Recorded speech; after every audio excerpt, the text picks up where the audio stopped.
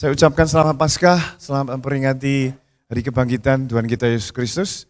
Saudaraku, nas Alkitab hari ini ada satu saja dan pendek. Ada di dalam kitab Lukas 24 ayat 6. Ya. Lukas 24 ayat 6.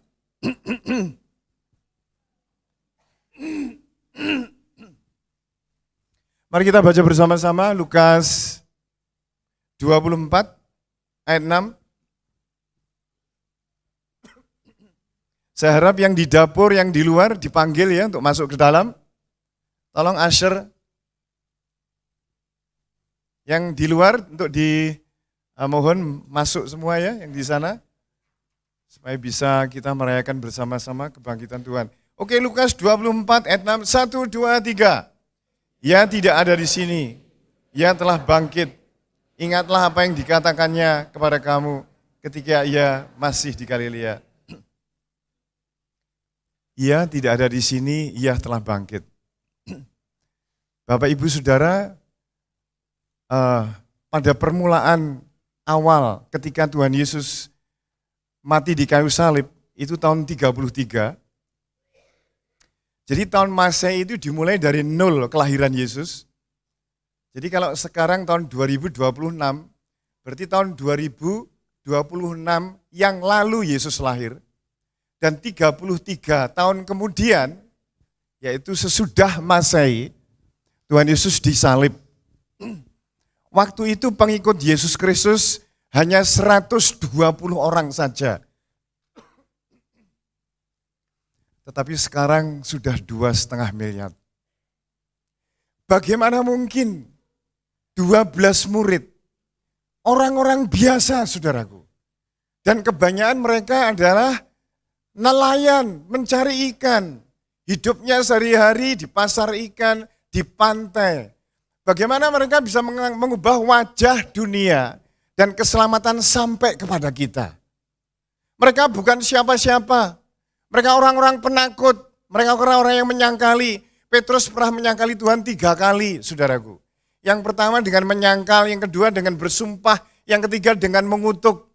Bagaimana orang seperti Petrus, orang seperti Lewi yang adalah juru pajak, masuk di jajaran orang yang mengubah dunia, dan nelayan-nelayan yang tidak punya pengaruh, bukan politisi, bukan bangsawan, tapi bisa mengubah wajah dunia.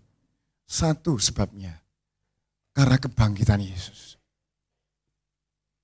Kebangkitan Yesus mengubah murid-murid Tuhan Yesus yang dahulunya ketika mereka Jumat itu melihat bahwa Tuhan mereka telah ditangkap, saudaraku. Dibelenggu, dipukuli, dihantam kanan kiri, dicambuk dengan cambukan yang demikian banyaknya sehingga rusak tubuhnya tanpa perlawanan, tanpa memberikan ancaman. Saudaraku, diam saja. Murid-murid melihat mereka itu sudah meninggalkan semuanya. Nelayannya, kapalnya, pegawai-pegawainya, saudaraku. Mereka meninggalkan mata pencarian yang menjadi harapan mereka ke depan. Mereka hanya melihat seorang guru, seorang tuan yang dianiaya dan penganiayaan itu mempermalukan sekali.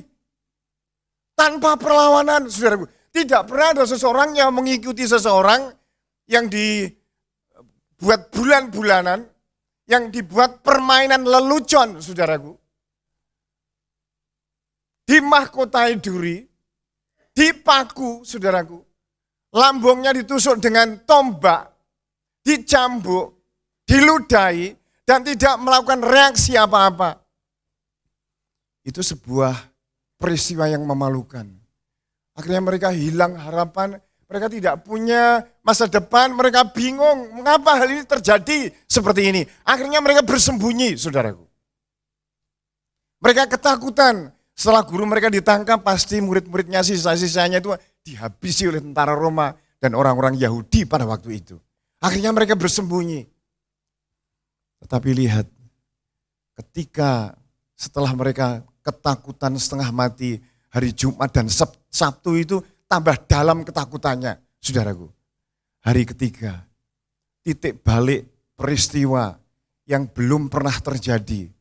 Dan ini merupakan terobosan breakthrough dalam hidup mereka secara lahiriah, secara batin, secara rohaniah. Dan kita akan lihat cuplikan sedikit saja dari kebangkitan Yesus ini supaya kita bisa membayangkan sedikit ya. Tolong multimedia.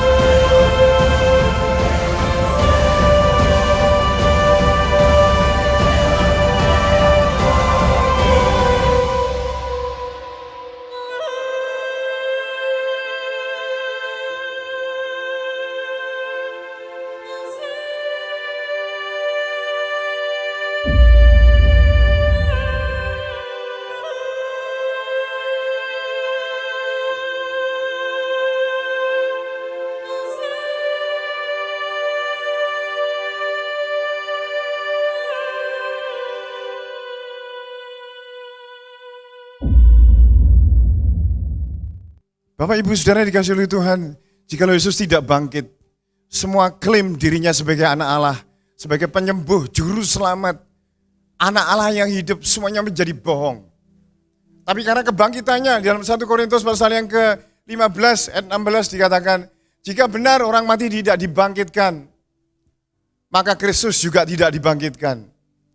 Dan jika Kristus tidak dibangkitkan, maka sia-sialah kepercayaan kamu. Dan kamu masih tinggal di dalam dosamu. Demikian juga binasalah orang-orang yang mati di dalam Kristus. Jika hanya dalam hidup ini saja kita berharap kepada Kristus Yesus, maka kita adalah orang yang paling malang dari semua yang hidup di dunia ini, saudaraku. Jika Kristus tidak dibangkitkan, semua klaim dirinya sebagai anak Allah yang hidup, itu semuanya sirna, Karena dia ada di kuburan, saudaraku. Semua tokoh-tokoh agama, nabi, pemimpin-pemimpin, mereka semuanya dikubur dan tidak bangkit sampai hari ini. Mereka disiarai, mereka ditaburi bunga. Mereka berfotoria di tempat itu.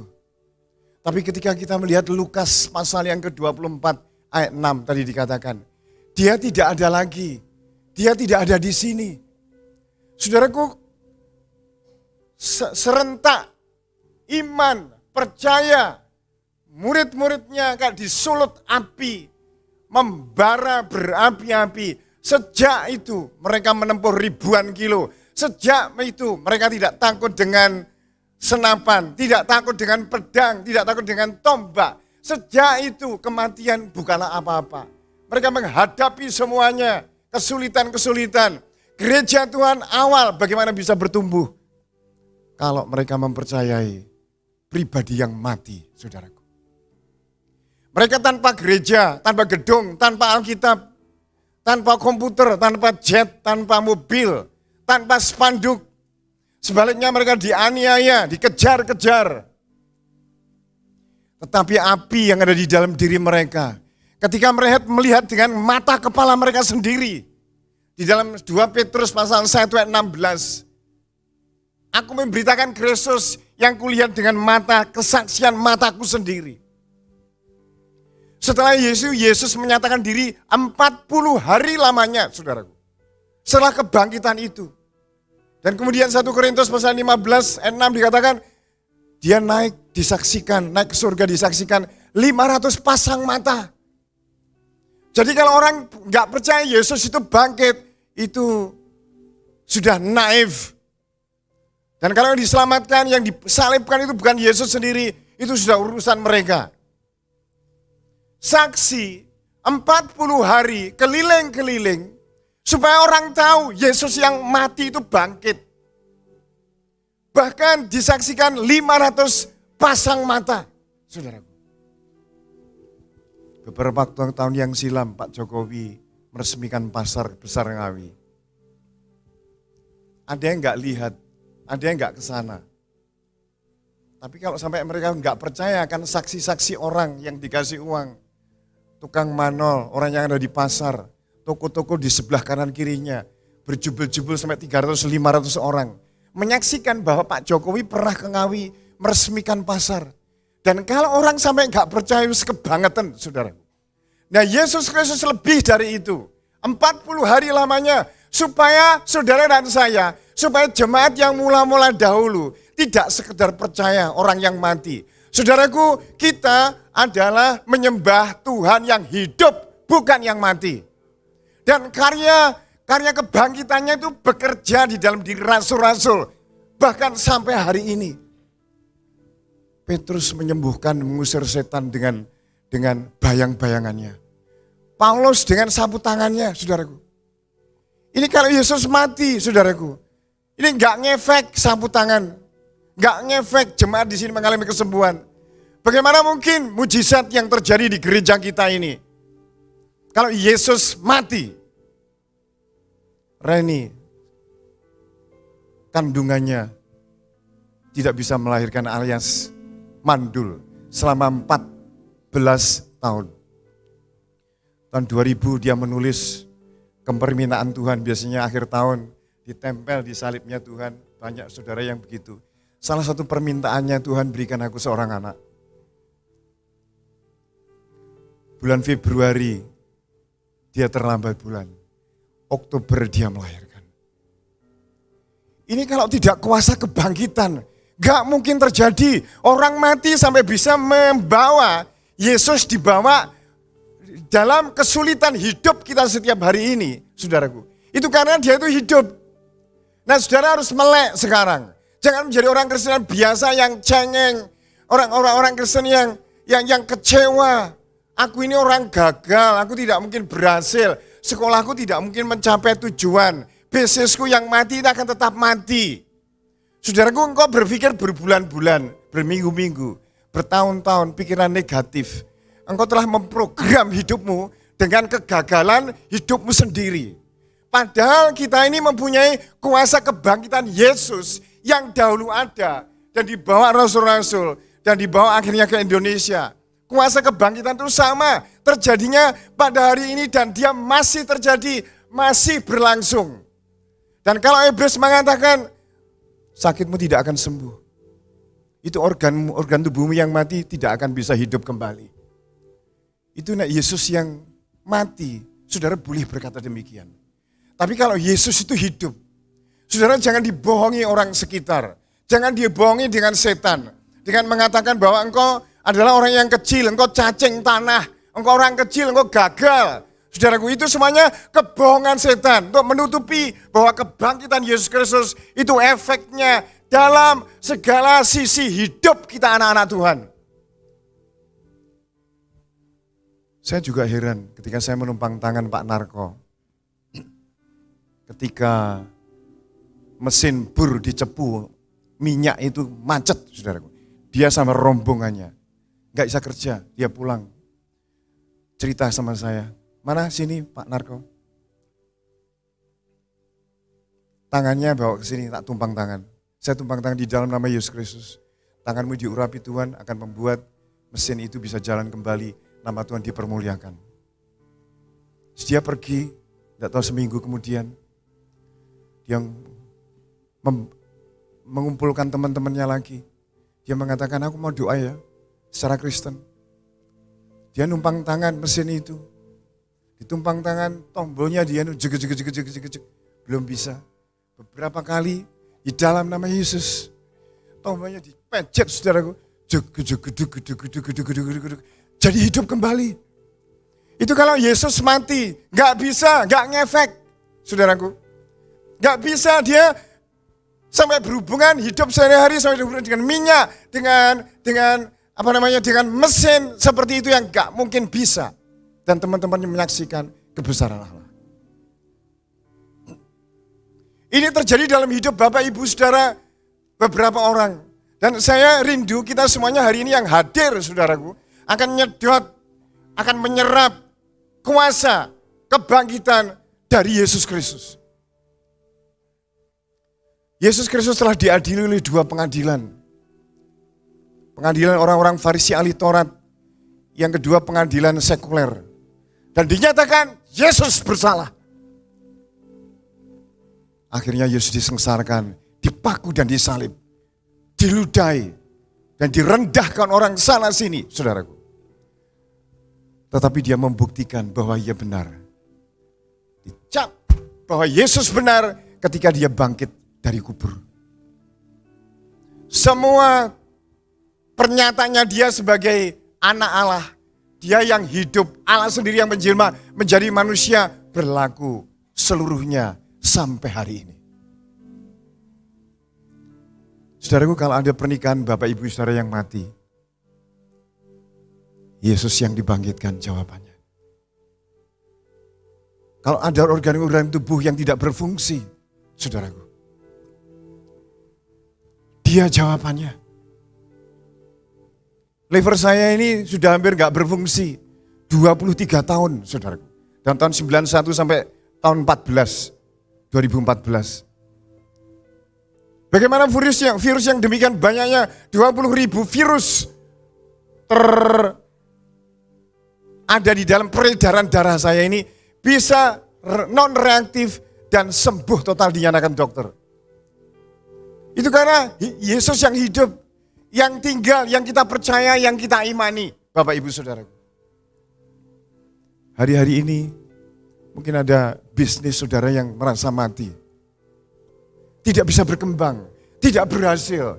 Dan saudara berpikir kondisi ekonomi yang semakin menurun seperti ini, mana mungkin bisa usahaku ini berhasil.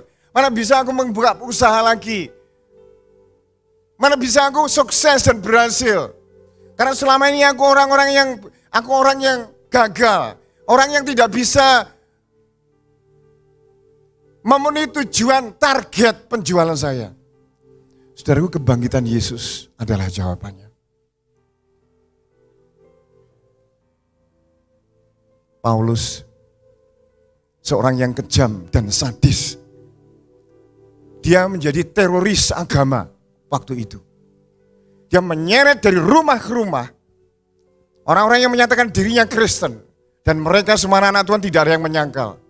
Diseret, dihantam, ditendang, dijebloskan ke dalam penjara. Dia juga mengizinkan orang-orang membunuh orang Kristen. Bahkan dia sampai ke Damsyik, minta surat kuasa supaya dia membinasakan orang-orang Kristen. Ketika dia ketemu dengan Tuhan, dia menjadi rasul kasih. Yang terkenal ditulis dalam 1 Korintus 13. Sekalipun aku dapat berkata-kata dengan bahasa manusia dan bahasa malaikat. Tapi jika aku tidak punya kasih, aku sama dengan gong yang berkumandang dan canang yang gemerincing.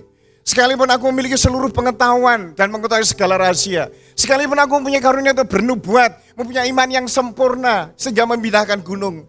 Tapi jika aku tidak punya kasih, aku sama sekali tidak berguna. Kasih itu sabar, kasih itu murah hati. Ia tidak cemburu dan tidak megahkan diri. Dulunya orang yang garang, sadis, orang yang menganiaya, teroris agama, saudaraku, dirubah begitu saja ketika ketemu dengan Yesus yang dibangkitkan. Ketika itu Yesus mengatakan, Saul, Saul, mengapa engkau menganiayakan aku? Saul bilang, siapa engkau ya Tuhan? Akulah Yesus yang kamu aniayakan itu. Kaget, saudaraku. Nah, Yesus masih dikubur, saudaraku. Gak bisa ngomong begitu. Gak bisa mengubah orang seperti Paulus, saudaraku. Hidupnya total berubah dari garang, ganas. Akhirnya menjadi seorang yang penuh dengan kasih. Akhirnya bahasa kasih ini diceritakan di setiap pernikahan di seluruh bumi. Kasih itu sabar, kasih itu murah hati. Ada lagunya secuplik sedikit. Kasih itu lemah lembut, sabar sederhana. Kasih itu murah hati, rela menderita. Ajarilah kami bahasa kasih-Mu agar kami dekat padamu ya. Saudara, kalau engkau punya karakter yang saudara bingung mengubahnya, penipu, bohong, suka gosip, pornografi, korupsi, gak ada yang gak bisa dirubah. Ketika seseorang ketemu Tuhan, pasti perubahan terjadi. Karena Yesus tidak dikubur, dia bangkit, dia hidup, dan sampai hari ini dia mengubah tabiat karakter manusia. Tidak hanya karakter, bahkan sakit yang paling buruk. Sakit yang mematikan, kanker, tumor, stroke, liver, TBC. Kita menyaksikan Yesus yang hidup di gereja kita. Bahkan sawah yang diserang hama, dipercikit dengan minyak, otomatis dengan nama Yesus. Saudaraku, itu panenannya lebih besar daripada yang lain. Gak bisa hanya nama Yesus, sebab dia yang bangkit. Kalau saudara dalam nama Daud, gak ngefek. Kalau ada orang yang pilih pelepasan, dalam nama Bejo, Saul, Adam, gak ngefek, saudaraku. Dalam nama Mbah Suro, Mbah Joyo. Dalam nama orang gak ngefek. Karena mereka, kita manusia semua, saudaraku. Dan kita yang sebut itu mati semua. Dan kuburannya ada sampai hari ini. Tapi atas nama Yesus, panenan menjadi lebih baik. Kandungan yang mati dihidupkan kembali. Pernikahan-pernikahan yang hampir hancur dipulihkan Tuhan. Saya yang gumun waktu saya diundang Pak Budi, masih ingat saya, untuk mendoakan mobilnya yang tidak laku-laku. Saya pikir mobilnya cukup bagus, tapi kok tidak laku. Saya datang ke rumahnya, ternyata mobilnya kol tahun 70 atau 80, dimodifikasi. Aku dalam hati, ini mobil welek ini, kon payu, tapi dalam hati, ya Agung ya, anaknya. Tapi saya datang ke sana, saya ambil minyak. Saya ngomong sama mobil ini, dalam nama Yesus Kristus, mobilnya enggak payu-payu. Aku berkati mobil ini dan engkau akan laku. Dalam nama Tuhan Yesus. Saya ngomong dalam nama Totok, kira-kira enggak ngefek, saudara. Tapi dalam nama Timur enggak bisa. Tapi dalam nama Yesus, seminggu kemudian payu, saudaraku. Tapi aku gak dikai apa-apa. Loh, saya heran. Jadi gini Bapak Ibu saudaraku, efek kebangkitan Yesus, engkau bawa ke organ tubuhmu, ke pernikahanmu, ke bisnismu, ke tokomu, dia masih hidup sampai hari ini. Dan dia tidak ada lagi sebab dia sudah bangkit. Kalau Bapak Ibu Saudara sekarang membawa kesulitan-kesulitan yang tidak mungkin. Itu Pak Jimin itu sampai sapi yang terakhir dulu pernah, yang terakhir ya sapi lagi. Soalnya pekerjaannya di persapian, saudaraku. Nah itu juga enggak bunting-bunting. Terus eling jenenge minyak dan nama Yesus. Beberapa minggu kemudian hamil. Kemudian beranak. Tapi setelah beranak aku yang enggak diberitahu. Nah saudara, ini jadi Bapak Ibu Saudara, keajaiban ini masih berlaku. Saudara tidak perlu minder, tidak perlu kecewa dan mau kita ini gagal. Kita ini orang yang kalah, aku enggak mungkin lagi maju. Rohaniku enggak mungkin bisa berkembang, bisa bertumbuh. Saudara gue omong kosong. Itu semuanya setan yang menginfuskan ke dalam pikiran hati saudara, menutupi kebangkitan Yesus Kristus itu.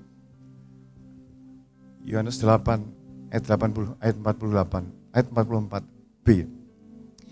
Ia adalah pembunuh manusia sejak semula. Dan di dalam dia tidak ada kebenaran. Apabila dia berkata dusta, ia berkata atas dirinya sendiri, sebab dia adalah pendusta dan bapa dari segala dusta. Mungkin engkau gagal, mungkin engkau mundur, statis, tidak bergerak. Tetapi itu tidak menghapus judul, tema, sebutan saudara sebagai anak-anak Allah. Tidak pernah ditiadakan oleh Tuhan, kecuali kita menyangkal dia.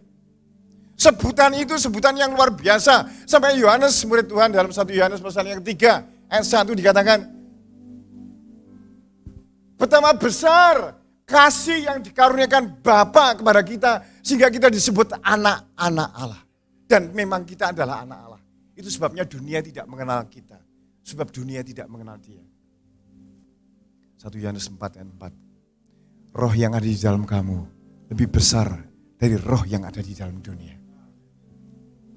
Teddy Hung, seorang mafia terkenal di Hong Kong, mempunyai 200 kasino di Macau, di Hong Kong, di Filipina. Punya 4 istri, 7 pacar, 11 total. Dia mempunyai usaha money laundry, pelacuran, narkoba, hidupnya amburadul, tidak karu-karuan. Orang takut sama dia, saudara, akhirnya ketangkap di penjara. Di penjara ada seorang ibu yang rajin melayani di penjara. Tadi Hung ngomong sama dia, Bu, kalau Yesusmu itu bisa membuat saya tidur, aku akan percaya kepada dia. Dia itu berhari-hari, berminggu-minggu, berbulan-bulan, bertahun-tahun, gak iso turu, saudaraku. Orang gak bisa tidur. Itu piye caranya, saudaraku? Obat-obatan sudah dicoba gak bisa, dokter juga gak bisa. Langsung dia ngomong kalau Yesusmu itu bisa membuat aku tidur nyenyak, aku akan percaya Yesus. Ibu ini pulang ke rumah dan berteriak kepada Tuhan. Tuhan Yesus, nyatakan pribadimu. Bahwa engkau bisa membuat dia tidur supaya dia percaya kepadamu. Dan orang-orang bawahannya dia supaya percaya kepadamu. Besoknya dia ngomong, oke, Tuhan akan membuat kamu bisa tidur. Tidur nanti malam. Tidur nyenyak kayak bayi sampai paginya. Kaget dia, saudaraku. Akhirnya dia percaya Yesus. Dia hapus semuanya pekerjaannya dia yang ilegal itu. Istri-istrinya yang bukan istrinya hanya satu ditinggal. Dan dia melayani Tuhan. Jemaatnya orang-orang norak, orang-orang penjahat-penjahat. Dan dihitung kurang lebih 200 orang. Sampai hari ini dia tidak pernah menyesal. Saudaraku kayak gitu. Dia mengubah Paulus, dia mengubah Teddy Hung. Dia mengubah hidup saya dan saudara. Saudara jangan mempercayai bahwa Yesus itu hanya sebagai penjawab doa saja. Yesus itu sebagai pribadi yang kita beribadah saja. Yang efek dalam hidupnya enggak ada sehari-hari. Saudara, manusia penuh dengan masalah, dengan problem, ikatan dan beban. Kalau gereja, kalau Yesus tidak menjadi jawaban, maka jutaan manusia tidak tertolong. Tapi yang jelas hari ini, saudara kita tahu bahwa Yesus bangkit. Jadi apa saja yang sekarang menjadi keluhan Bapak Ibu Saudara? Rasa frustasi, pengen bunuh diri, kesepian, ditinggalkan orang, diperlakukan tidak adil. Semuanya jawabannya dari Yesus, Juru Selamat. Dia yang bangkit menjadi harapan kita. Dan tidak hanya itu, kesulitan, penganiayaan, hujatan bisa kita hadapi. Karena Yesus Kristus akan memberi kemenangan. Tidak hanya secara fisik, saudaraku. Tidak hanya secara keuangan. Tidak hanya secara kesehatan kita yang Tuhan tolong. Tapi terutama batinnya yang ada di sini, saudaraku. Menjadi besar, tahan banting. Apa gunanya kita berkembang?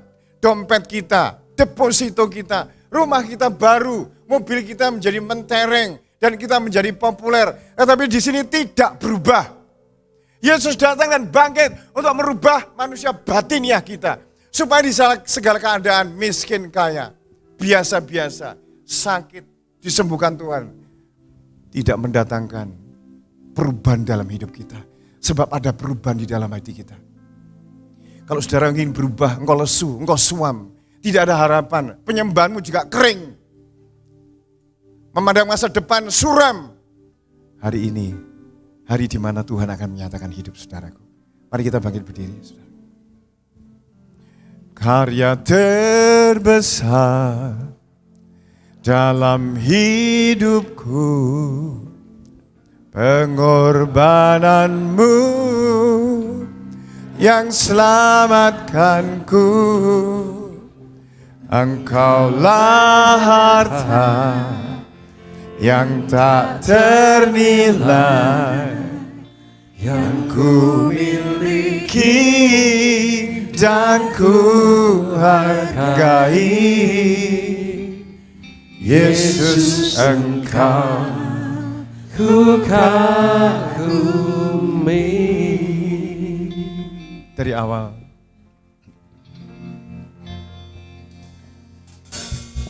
kasih yang terindah,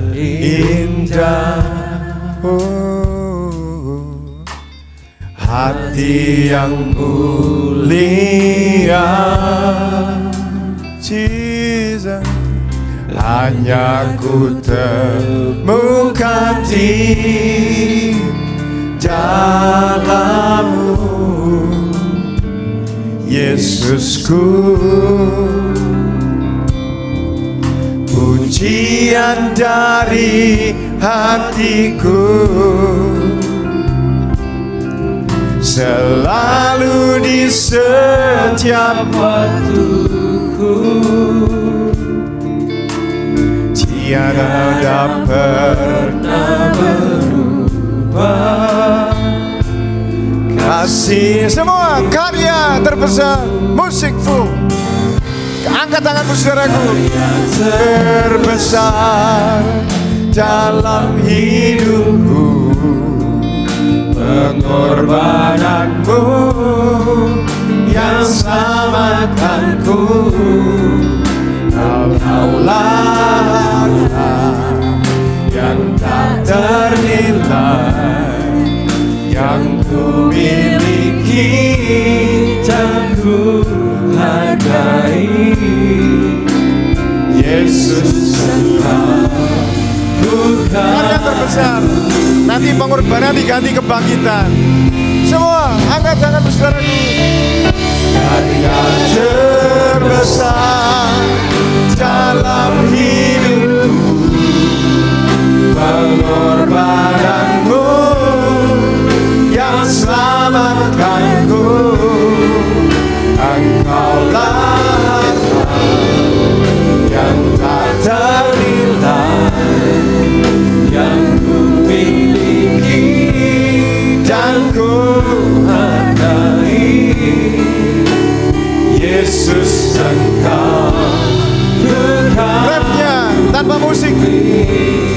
pengorbanan kita ganti kebangkitan. Karya terbesar dalam hidupku, kebangkitanmu yang selamatkanku. Engkaulah harta yang tak ternilai, yang ku miliki dan ku hargai. Amin. Yesus, Engkau ku kagumi. Saudaraku, saya harap saudara merasakan kebangkitan Yesus saat ini juga. Apimu dipicu, sumbumu dinyalakan, semangatmu dikobarkan. Saudara, saya merasa Bapak Ibu Saudara yang sakit hari ini, angkat tanganmu di tempat. Kebangkitan, kuasa kebangkitan Yesus itu supaya terjadi sekarang ini juga dan menjamah saudaraku. Seperti yang belum pernah terjadi sebelumnya. Angkat tanganmu tinggi-tinggi. Saudara berdoa masing-masing dan mengatakan, Tuhan, aku mengucap syukur, aku punya kuasa kebangkitan. Dan kuasa kebangkitanmu itu menjamah sakit penyakitku. Dan sakit penyakitku, sebut apa penyakitnya, saudara usir di dalam nama Yesus. Kuasa kebangkitan sedang terjadi. Silakan, jangan malu dengan kanan kiri. Sebut, tumpang tangan bagian kiri. Dalam nama Yesus. Dalam nama Yesus. Organ-organ yang mati, bagian-bagian tubuh yang tidak berfungsi, otot-otot, syaraf, di dalam nama Yesus. Kuasa kebangkitan Yesus sedang bekerja pagi ini, di dalam nama Yesus. Dalam nama Yesus. Di dalam nama Yesus. Saudaraku rasakan coba. Ini sedang mengalir kuasa kebangkitan Yesus. Rasakan, imani, ini sedang terjadi Bapak Ibu Saudaraku. Saudara yang mati ekonomimu, engkau hutang banyak, gak bisa nyaur. Mungkin ada rumahmu yang mau dilelang, tanahmu dan sebagainya. Kesulitan ekonomi, usaha mandek, angkat tanganmu tinggi-tinggi saudaraku. Klaim janji Tuhan, klaim firman Tuhan. Katakan masing-masing Bapak Ibu Saudaraku, mulai hari ini aku percaya, aku mengerti kebangkitan, kuasa kebangkitan Yesus Kristus. Dan engkau segala kemacetan ekonomi, hutang piutang, usaha yang tidak berhasil, pengangguran, selalu sial, di dalam nama Yesus Kristus. Di dalam nama Yesus Kristus. Omong saudaraku, omong kuasa kebangkitan Yesus sedang terjadi saat ini. Dalam nama Yesus. Di dalam nama Yesus. Di dalam nama Yesus. Di dalam nama Yesus. Di dalam nama Yesus. Di dalam nama Yesus. Di dalam nama Yesus. Di dalam nama Yesus. Tuhan Yesus, kami bersyukur. Kuasa-Mu yang dulu terjadi sampai hari ini masih terjadi. Bahkan di gereja ini, Tuhan adalah bukan Tuhan masa yang lalu. Tuhan adalah Tuhan yang sekarang, dan kuasa-Mu masih berlaku dan sedang terjadi kepada kami yang mengimani, yang mempercayai. Amin. Dan sekarang hal ini terjadi di tengah-tengah kami dalam nama Yesus Kristus. Terima kasih Tuhan, terima kasih Bapak. Kita akan perjamuan kudus, saya serahkan Bu Ella.